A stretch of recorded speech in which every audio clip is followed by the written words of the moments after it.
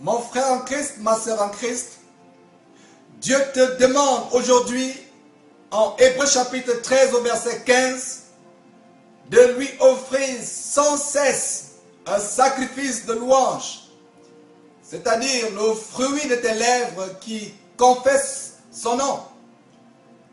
C'est ce que reprend Somme au chapitre 50 au verset 23, quand il déclare que celui qui offre pour sacrifice des actions de grâce glorifie Dieu, et à celui qui veille sur sa voie, Dieu lui fait voir son salut ou délivrance.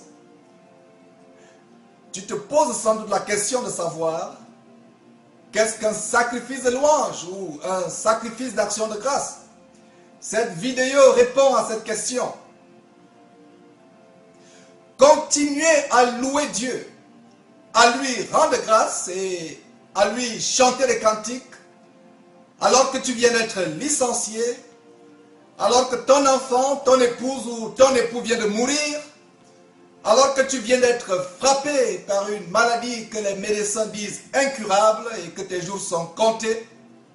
C'est cela un sacrifice de louange ou un sacrifice d'action de grâce.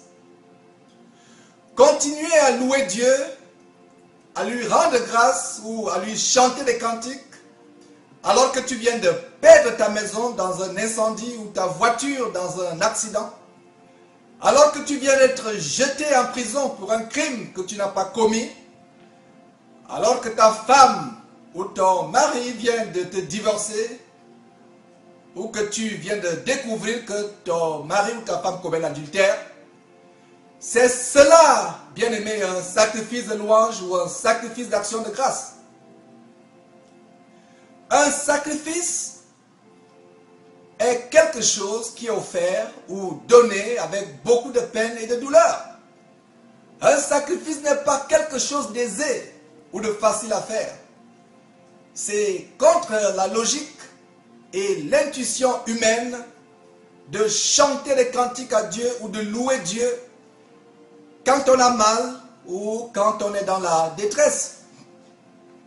Louer Dieu, lui chanter des cantiques ou lui rendre des actions de grâce seulement quand tout va pour le mieux dans ta vie est loin, très loin d'être un sacrifice de louange ou d'action de grâce dont parle Hébreux chapitre 13 au verset 15 ou alors Somme chapitre 50 au verset 23.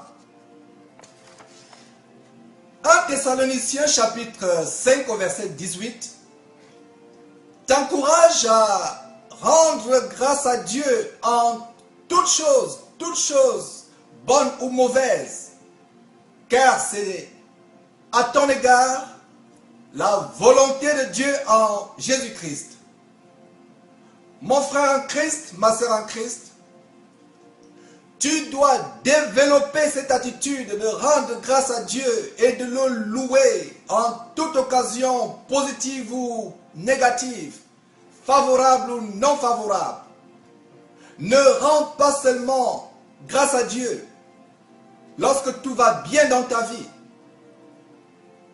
Loue-le et rends-lui des actions de grâce en dépit de tous les problèmes, difficultés, douleurs, persécutions, tribulations et souffrances auxquelles tu fais face dans ta vie. La parole de Dieu te recommande en Jacques chapitre 1 au verset 2 de regarder comme un sujet de joie complète les diverses épreuves et difficultés de ta vie auxquelles tu peux être exposé. La même parole de Dieu t'exhorte en Romains chapitre 5 au verset 3 de te réjouir et de te glorifier même de tes afflictions. Jésus-Christ t'encourage dans l'évangile de Matthieu au chapitre 5 verset 11 d'être dans la joie même quand on t'outrage, quand on te persécute ou quand on t'accuse justement ou faussement de toutes sortes de crimes à cause de Jésus-Christ. Rends donc grâce à Dieu et loue-le en dépit de ton état mental ou émotionnel. C'est cela, le sacrifice de louange et d'action de grâce dont parle Hébreux chapitre 13, verset 15 et Psaume chapitre 50, verset 23. Je ne comprenais pas ce que signifie un sacrifice de louange ou d'action de grâce. Et ce n'est que récemment que le Seigneur me l'a montré. Offrir à Dieu un sacrifice de louange ou d'action de grâce, c'est le faire quand ton moral est au plus bas niveau. Quand ton âme est noire de chagrin, de tristesse et de peine et que ton cœur n'est pas émotionnellement prêt à le faire. Cela se fait toujours dans la douleur. Prends l'exemple de Jésus-Christ, ton sauveur, quand il éprouva de la frayeur et des angoisses, alors qu'il sentait sa mort proche. Il est dit qu'il transpirait d'effroi et d'agonie, et sa sueur devint comme des caillots de sang qui tombaient à terre. Malgré tout cela, il continua à prier et à rendre grâce au Père. Tu peux le voir dans l'évangile de Luc, chapitre 22, verset 44. Loue Dieu, chantez-lui des cantiques et rends-lui des actions de grâce, même quand tu es abattu et déprimé, même au milieu des larmes que te causent tes ennemis et les difficultés de la vie. Mon frère en Christ, ma sœur en Christ, tu ne le savais peut-être pas, je te le révèle aujourd'hui, que le sacrifice de louange et d'action de grâce est une arme de délivrance puissante à ta disposition. C'est une clé qui déclenche la puissance de Dieu. C'est une clé qui déclenche la puissance de Dieu dans ta vie. Le sacrifice de louange ou d'action de grâce te permet de renverser les murailles et les forteresses que Satan érige devant toi et d'anéantir les attaques mystiques ou de sorcellerie dirigée contre toi. Le sacrifice de louange ou d'action de grâce ouvre la porte à l'intervention surnaturelle de Dieu en ta faveur. Chaque fois que tu es persécuté ou dans le désespoir total, quand tu traverses ce long tunnel noir et que tu penses qu'il n'y a pas d'issue, il n'y a pas de fin à ce tunnel, et que tu sens ta vie jetée au fond de l'abîme, je t'invite maintenant à considérer dans la Bible quelques exemples de croyants qui ont offert à Dieu un sacrifice de louange ou d'action de grâce au milieu de la détresse. Tu as l'exemple de Job qui fut frappé par Satan en un seul jour et il perdit toutes ses grandes richesses et tous ses 10 enfants furent tués. Plus tard, Satan lui infligea un cancer de la peau et il fut couvert depuis la plante du pied jusqu'au sommet de la tête d'ulcères purulents et sanguinolents. Malgré tout cela, il demeura ferme dans son amour pour Dieu et il continua à le louer et à lui rendre des actions de grâce malgré sa situation. Vous voyez? Même sa propre femme lui reprocha son attitude mentale inébranlable et le conseilla de maudire Dieu et de se suicider. Tu peux voir comment Dieu le délivra plus tard en lui redonnant les 10 enfants qu'il avait perdus et en lui accordant le double de tout ce qu'il avait possédé. Auparavant, tu peux lire cela en Job, chapitre 1, chapitre 2 et chapitre 42.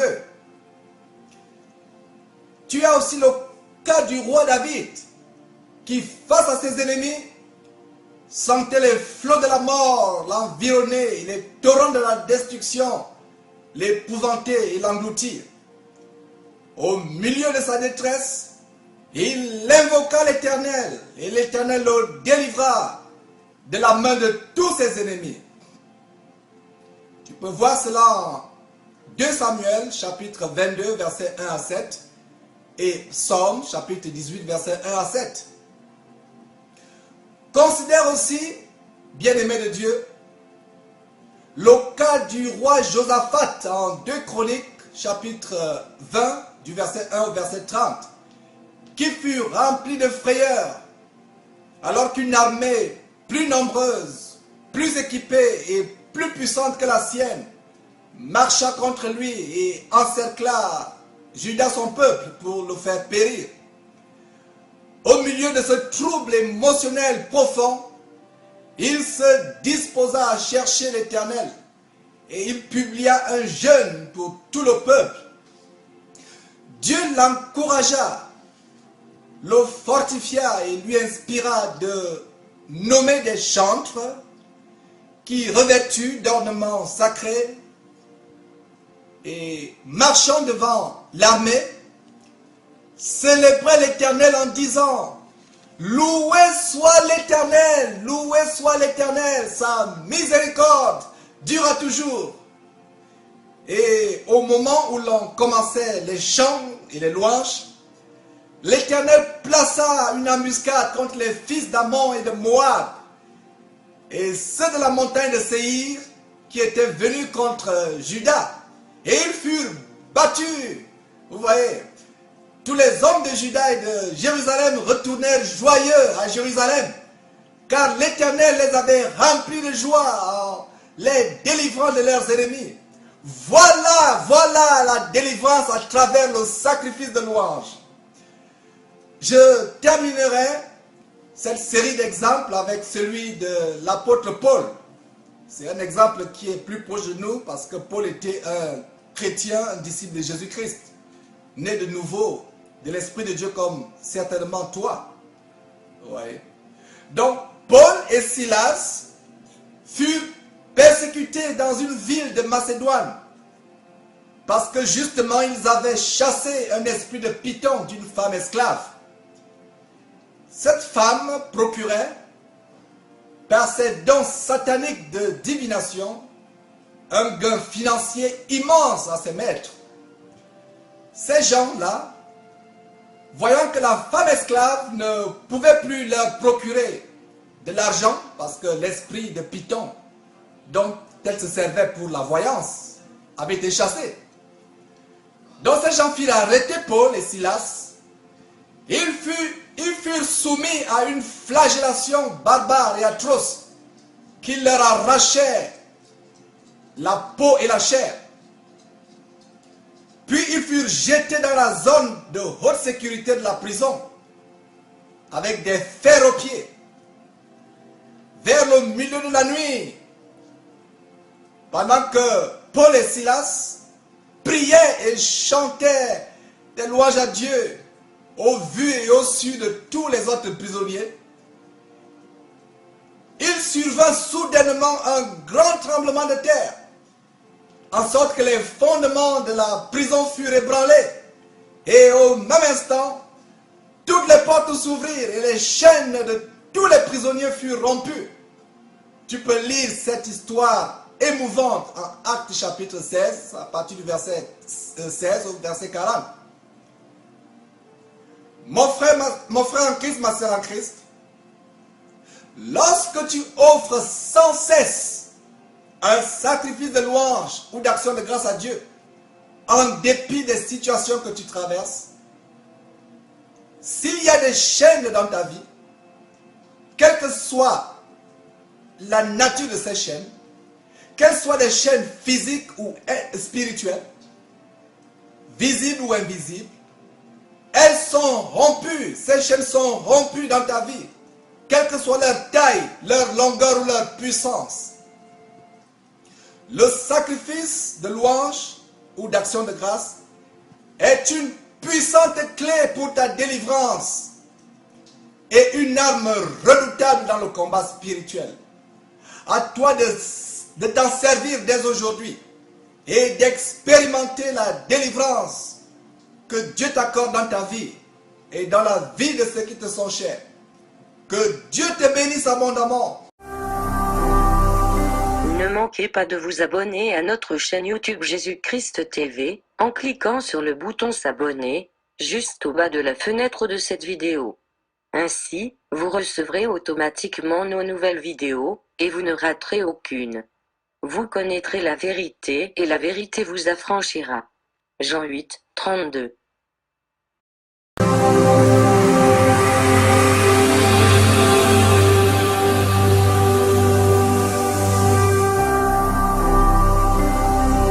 Jésus-Christ TV, vous connaîtrez la vérité et la vérité vous affranchira.